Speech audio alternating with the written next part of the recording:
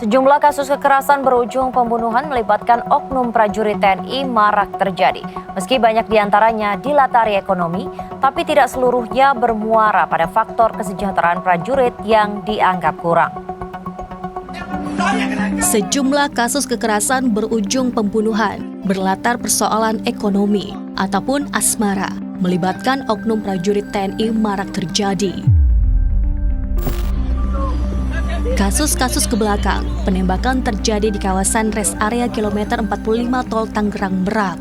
Ilyas Abdurrahman, bos rental mobil asal Rajak, Tangerang, tertembak saat berniat mengambil kendaraan miliknya. Korban meninggal dunia saat mendapat perawatan di rumah sakit akibat luka tembak di dada. Dua oknum TNI AL, pelaku penembakan bos rental mobil, dinyatakan bersalah. Vonis penjara seumur hidup dan pidana tambahan pemecatan dinas TNI menanti. Akhir Maret lalu, 3 orang anggota Polri yang diantaranya AKP Anumerta Lucianto, Bribtu Anumerta M. Galib Suryadanta, dan Aibda Anumerta Petrus Aprianto gugur saat menggerebek judi sabung ayam di Kabupaten Waikanan pada Senin lalu. Mereka meninggal dunia akibat luka tembak di bagian dada dan kepala. Penembakan dilakukan oleh Kopda Basariah menggunakan senjata api pabrikan yang telah dimodifikasi. Sementara dalam kasus perjudian sabung ayam, seorang oknum anggota Polda Sumatera Selatan berinisial K ditetapkan sebagai tersangka.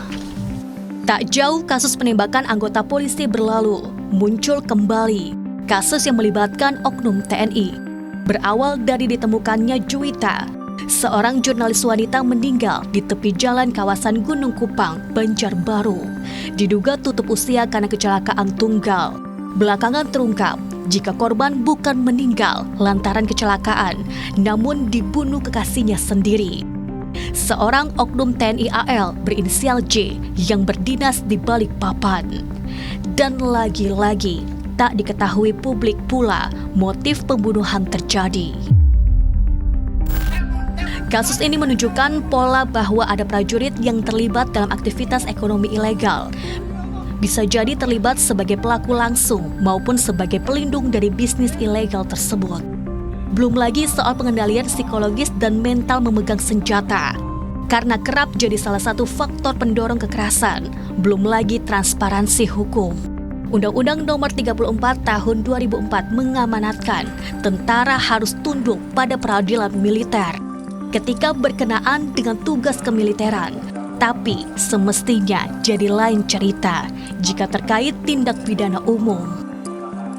Tadi makanya pertama soal evaluasi soal aspek rekrutmen, aspek pembinaan personel dan lain-lain kan.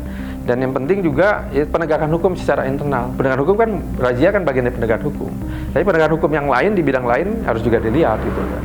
Kita kan banyak kasus-kasus yang mungkin tidak terbuka ya. Kalau tidak terbuka nggak akan disorot media, nggak akan diusut gitu. Kan mungkin banyak terjadi kasus-kasus soal perzinahan, soal korupsi di TNI. Tapi kan persoalannya kan semua dibawa ke pengadilan militer. Nah persoalan ini menurut saya salah satu usulan yang baik menurut saya. Jika itu terjadi tindakan kriminal dilakukan oleh prajurit TNI harus dilakukan penindakan di pengadilan sipil, jangan di pengadilan militer. Saya takut kalau di pengadilan militer itu bisa kompromi lagi. Faktor utama bukan cuma soal kesejahteraan, tapi kombinasi dari pengaruh lingkungan, gaya hidup, kurangnya pengawasan, serta faktor psikologis juga penegakan hukum. Karena faktanya, prajurit tidak hidup di ruang hampa, mereka berbaur, memiliki kehidupan sosial di luar lingkungan kedinasan mereka. Tim Liputan melaporkan.